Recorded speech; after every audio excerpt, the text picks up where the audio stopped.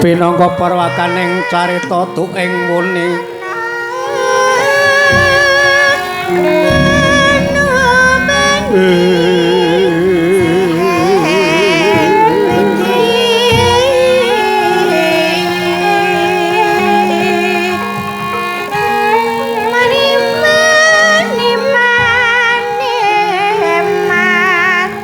leng-leng driya mangu-mangung kong kanduan liman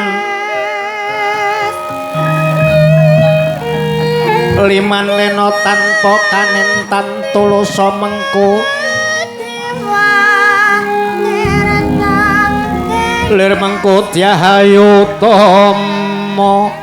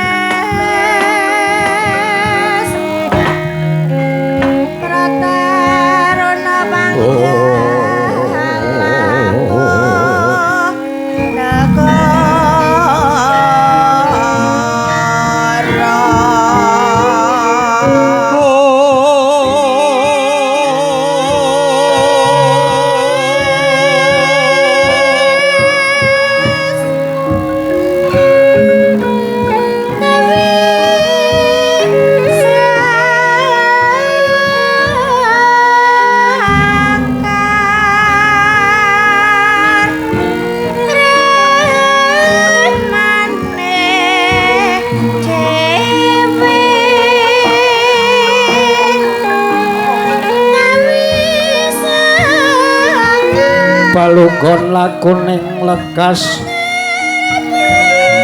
lukita linuting kidung kadung kadereng hamomong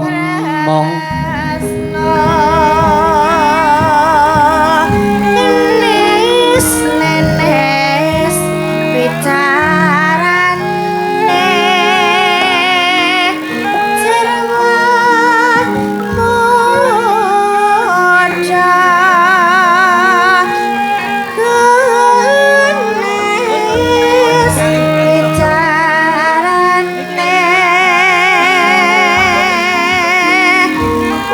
lir memangon manah rahayu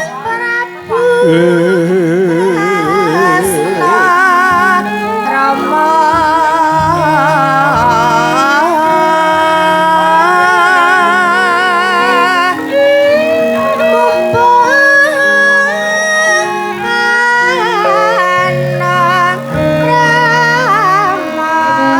lir gumulung manantu roko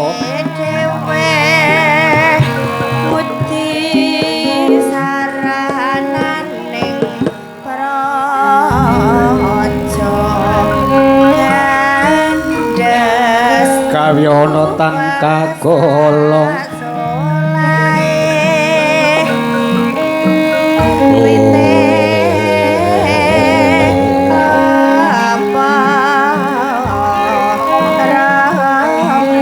miat langening kalanyan asrarepan kamuncar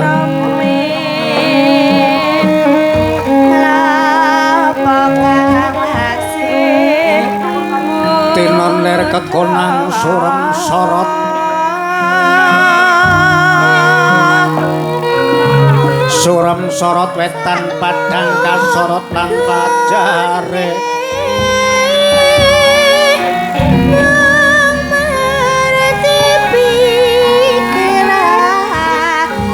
Kresna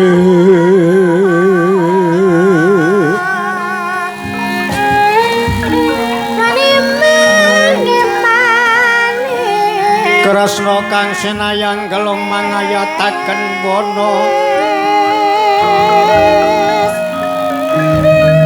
Mila Kresna labuh patya ana ratu kang sudebya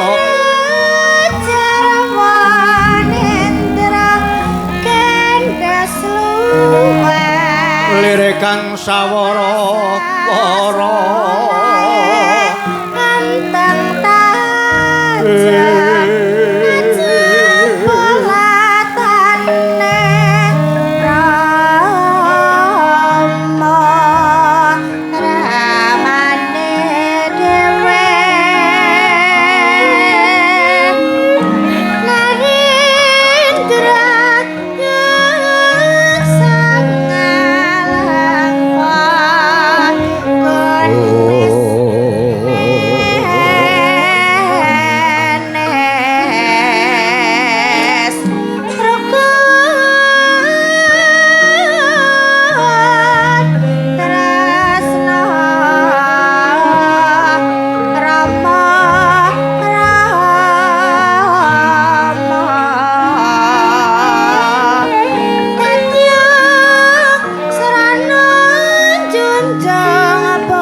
Dewa madhek suraning Waradaya magara reh Ronanggana Ronanggana kang kinarya gawe sura gelare rawang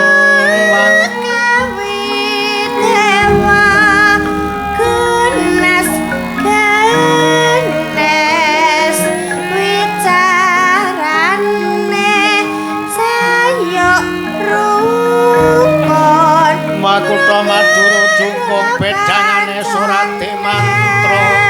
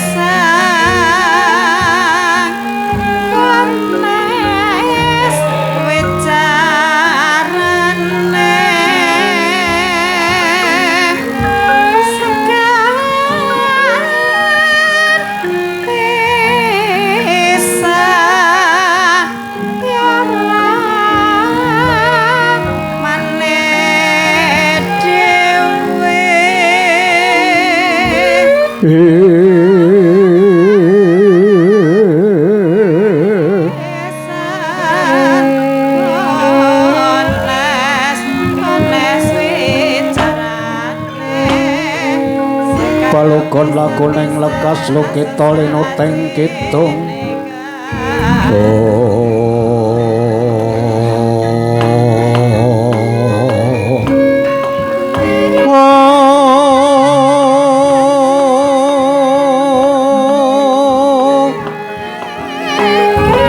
Leng-leng rawyaning kang sesangka wayah nyokang lagya lumarap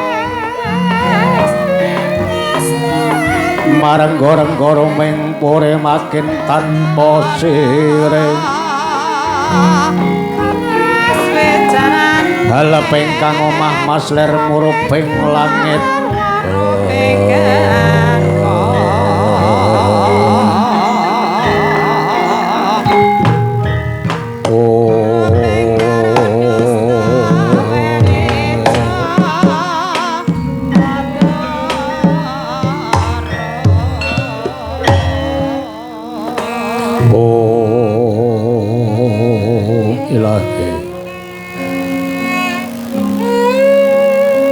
Wong ilahi ngawigna mastu namasidam mastu slat mring wang jagat karana siran tandha kawisesaning bisana sana sinawung langen langening Wilopai sumase datan stantu lamping Buddha jinantur tutur katelo tetelo dolat mring Pradiya Winursita ngupama prang ning Neskara Gyati miyang jaman Purwa Uni sada trah kang dinama Dama Pinar dipeng walata tek seguning Gupita taneng yang perlambang matumpa-tumpa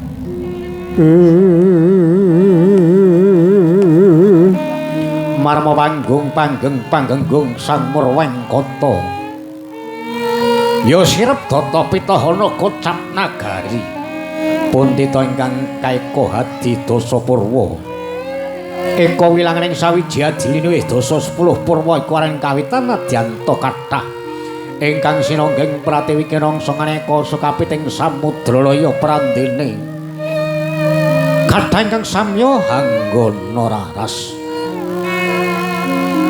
hadi-hadining garpa Gupita kadesa juga ora kaya daging kraton Dwaraka Kawetri ya kraton Dwarawati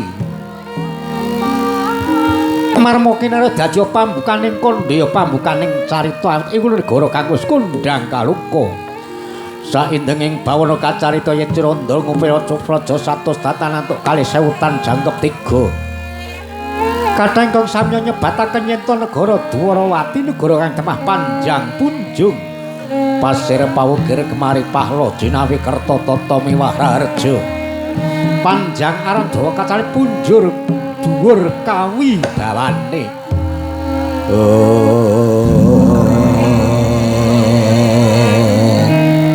pasiraning samudra wikir gunung pasang rakiting praja ngukuraken pagunungan ngamanaken benawi ngiwonengaken bandaran ageng pategalan miwah pesabenan prasasat nggenira langkung wiyar mahanani dadya tata tititentreming para nayaka praja mudhuning para kawula dasih ora ngemongaken madyaning kutha ngakuradyan sapucuking gunung ereng-ereng jurang ketingal tata tititentrem hayom-hayem kerta tata miwah reja dasar negara ingkang kinamulan para widodara widodari lar badak kanan kiring sinebaran sari Ginanda Wida Jebat Kasturi kasring wongas gandanya mapan wonten madyaning pangurahan Jawi Agemah Soripah nyandra lakuning gemah kathah kawula dagang yar sing pantara latiran ana pedote temahing negara Dwarawati kathah para kawula ingkang samya dedakalaran kurang talang sambung blandar ing mriku tansah handali diryan tindha Sela Blakidi ingkang samya dedakang manayang mapan wonten negari Dwarawati imbani pindha Sela Blakidi Sela ngarani watu Blakidi semetanya pindha semut kang mampah wonten madyaning saknginggiling Sela dinulu saka mandratane Anglo Sultan ana pedote pindha iling Tita Ramarudaya pindha iling Tirta Jalantara Karta kathah para kawula Narakesma ingkang sami ngolah wula siti pategalan pring pesabenan andhani tata titentrem ing kono bumi cengkarsa dadi mawur bumi mawur samane dadi subur eguh pratikale para Narakesma ingkang nggula wentah pategalan pring pesabenan andhani tata titentrem ingkang sami nanem pisang bisa awah kencana pupus cindhi debok swasa ewa dene ingkang sami nanem pari bisa awah inten tretes muah barlian awet ing kono wis dadya pralampita yen stagak saka guring negara ora nuli kajaba para among tani ketingal raharja negara Dwarawati grayak begal kadet kecu maling boya ora ana ajrih walating sang Srinata temah ing kono arsa mulale kesamet dalem tiyang agung negara Dwarawati negara Dwarakawestri sinigek cemanten candraning kraton Dwarawati sinten kepareng lenggah siniwaka wonten pendhapi agung negari Dwaraka dasa wilanganing 10 Narpati werti ngekasih titiwanci jam sedasa Nalendra Dwarawati sinengkaken ngaluhur ngasta radata pengadilan wonten pendhapi agung jejuluk Prabu Sri Bathara Kresna ya Prabu Narayana ya Prabu Basudewa Putra ya Prabu Padmanaba ya Risang Prabu Darnardana ya Risang Wisnumurti kathah jejuk ira Nalendra Indrawati Prabu Sri Bathara Kresna Sri Temujling Ratu Kreslandhepna Pawadang Nalendra Indrawati bisa gawe pepadange para titah mercapada lenta yak lagi nampa kamundungan ya jejuk Prabu Padmanaba Padma gegaduhan naba kembang Nalendra Indrawati anggahe kembang cakok Wijaya Mulya ya Wijaya Kusuma Paralampira kinarep dadi piyandeli Ranta Agung Indrawati Risang Prabu Sri Bathara Kresna satemah bisa hamaluyaken titah mercapada ingkang dereng pinundhut ana ngesaning Bathara ingkang akarya lokaya ngesaning Bathara ingkang hakarya jagat ya jejuluk Prabu Risang Danardana Danarsetyadana marang paweweh wong agung nata Indrawati paring boga marang kawula saben dina mintir pangreh utama mbak lumembak kaya napa purbaning Sang Hyang Hantaya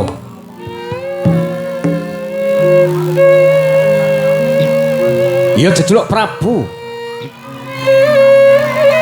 Basudewa Putra Nalendra Indrawati Atmajanira noteng mandure Sang Basudewa ya jejuluk Prabu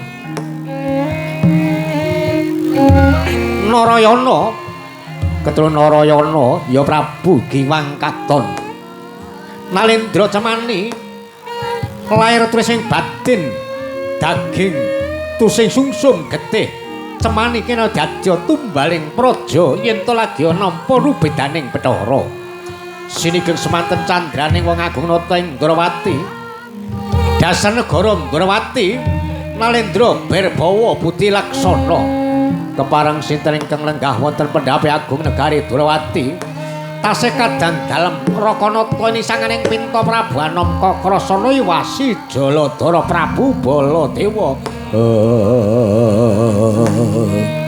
Nalendra gagah gedhe dhuwur godhek kok simbar jaja putih pakulitane yen pangandika bisa runyah ramane dadi hangseng seming wonten ing negara Durawati Nalendra mandra nisanganing Pinta menggaraken Piswanya rayi dalem swala bumi kasrajan Aryastyaki ya Bima Kunting Singa Mulang Jaya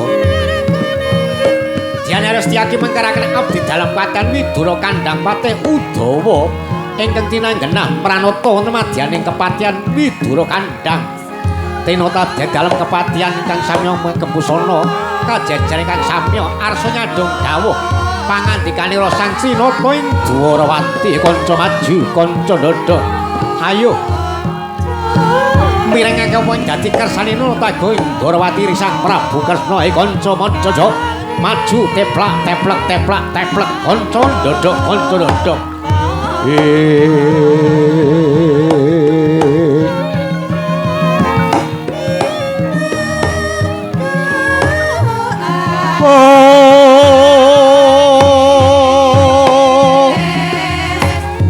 Lang triya mangung-mangung gong tanduan leman lenot tanpa kanet tan tulasa mangka Dyahayu Tama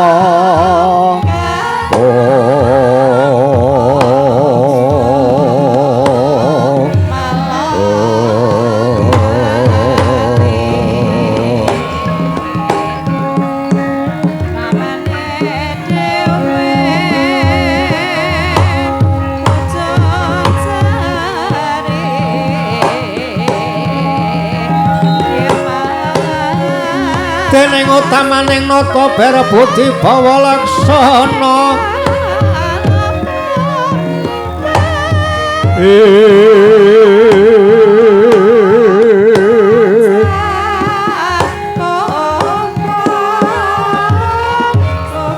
Ridu mawur mangawur awur-wur angklir tengarane ngajurit gong maguru gong solir kaya tetep butula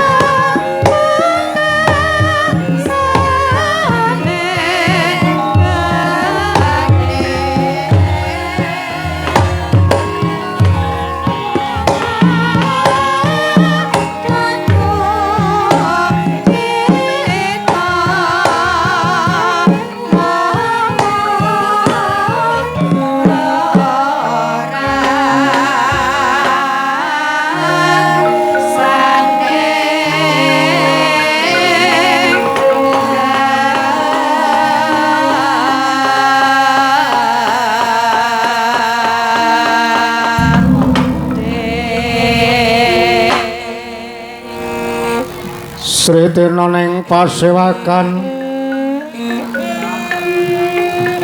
busana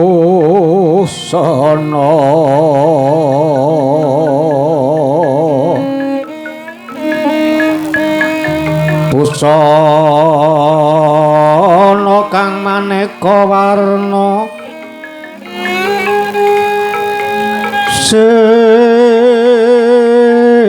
Pakung puspiteng udyana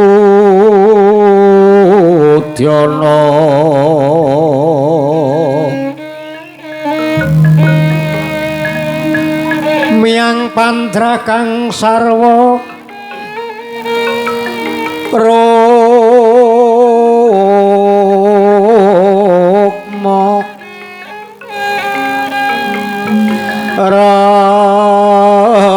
ranggeng manik nara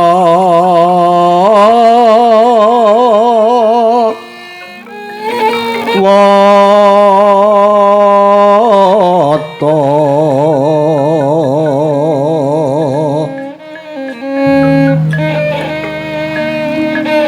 obra prabawanya sumirat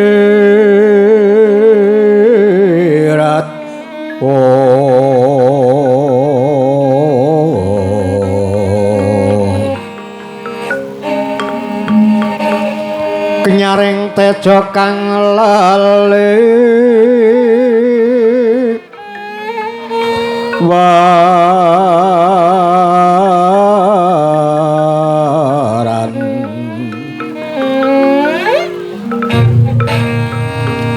lir kilat sisiring dadet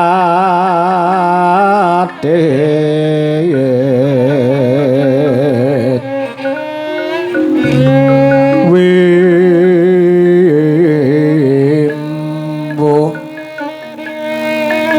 kondo mrek mingin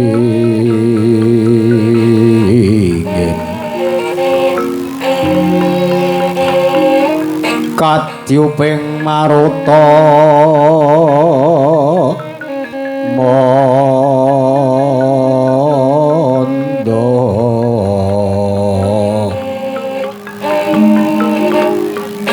separan kang mangambar kongas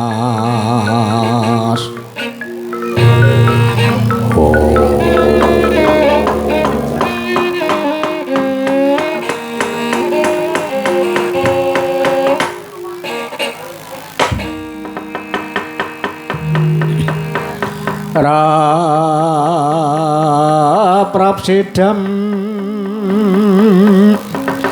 pramana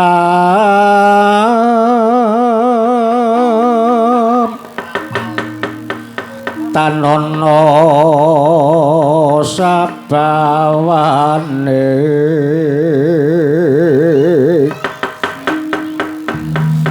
nyang sagung Prabu Pati kang kapyarsa mung swarane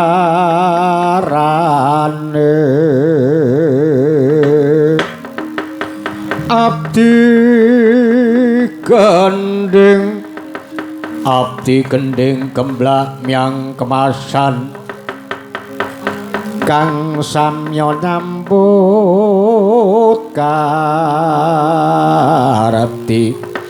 harsa hamimboi harsa amimbu ajrening swasana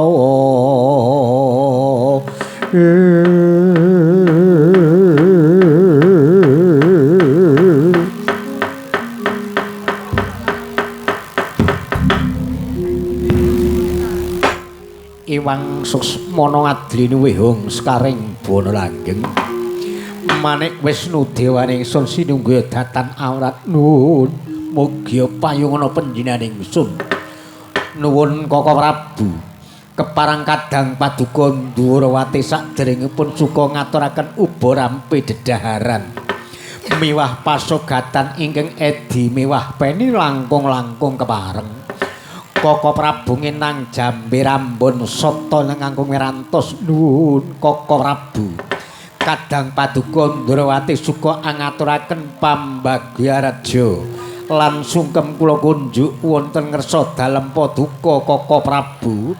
Koko Prabu Baladewa sesembahan kula Koko Prabu. Latalah. Jagat Dewa Ngestungkara Manik Raja Dewaku Bathara Wayah Pada Jagat Yai. Kadangipun Kakang Gong Bindara Yai. Dan suka kawonten katedha kalingga murda sipra kawiyang Yai Prabu Nawata marang pun Kakang Yai Kepara Yai. Nampa pamujine siadi praptanipun Kakang Lulus Raharja Nirbaya Nirwikara Yai. Para Yai. Upamapun Kakang tumanduing kadang taruna siadi tumrap kadang Sudawerda saka pandulikipun Kakang tansah suka hasung pangabekti sadalem Yai Prabu. Lah ingkang kepara Yai. Pun Kakang tumanduing kadang mereda siadi tumrap kadang taruna ambung.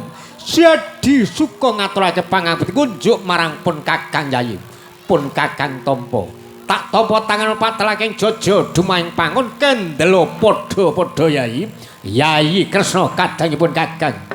Kula nulinggih Koko Prabu. Koko Prabu semban kula wonten Mercapada. Mangkono Yai.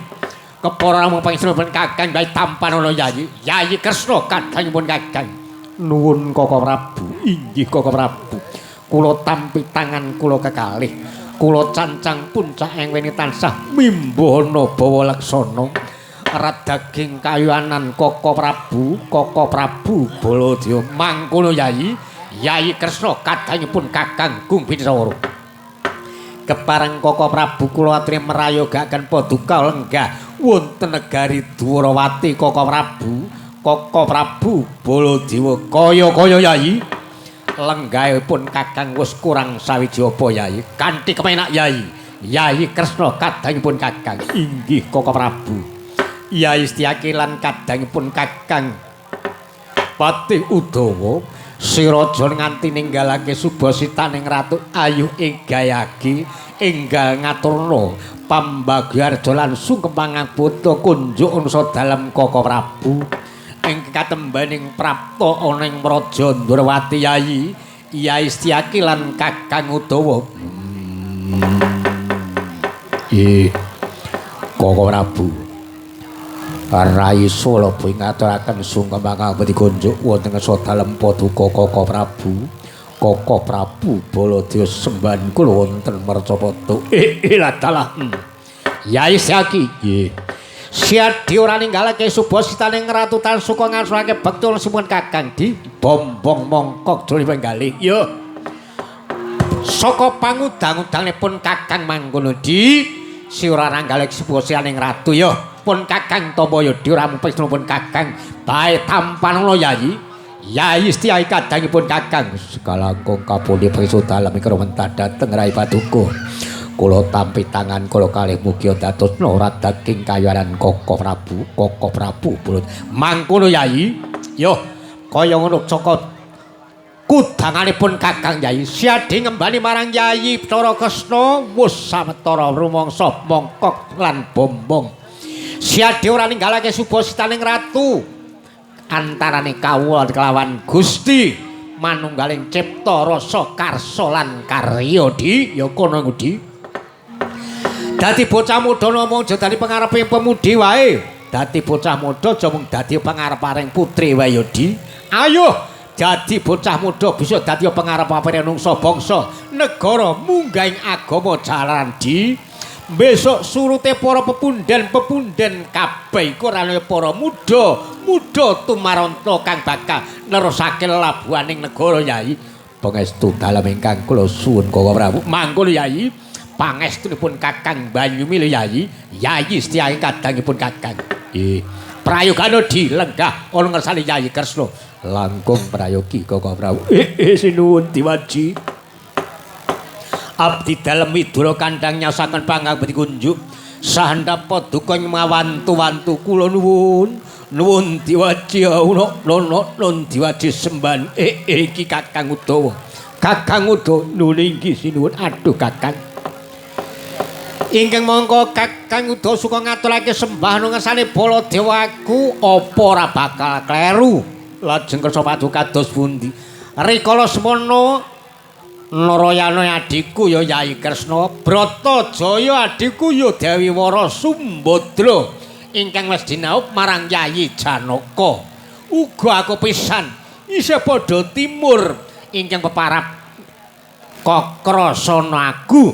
Lah, rikala semono katitipaken kademan widura kandhang kang kula wentah yang sagupa tuwin bibi sagupi ya Kakang. Ingkang mongko yen Kakrasana tumrap marang Kakang Udawa pasan mangan upas dareng matine mangan tunggal ajang. Nah, ingkang mongko Kakang Udawa mung ngembani Yayi Kresna. Aku lenggah ana ing negara Mandura kanthi sinudan para kadang setana muduning para kawula. Aku gerong bisa mbalas budi marang Kakang Udawa. Malah Kakang Udawa ngaturake bekti ngesane Baladewaku. Aduh sinuwun. Ampun kados mekaten niku jalarmu dados jangkaning jagat titah merca bata sak demi anglampahi kula namung netepi darmaning wajib rehranipun sinunata ing Dwarawati Sang Prabu Sri Bathara Kresna kula kedah sungkem dhateng sok sintene kawula diwun sinun diwat ya mengkono Kakang yen kaya mengkono damar mancung dina ya tak tampa Kakang pangestuku tampanana sekali kamu di mugi dados jimat sinun diwaji mangkono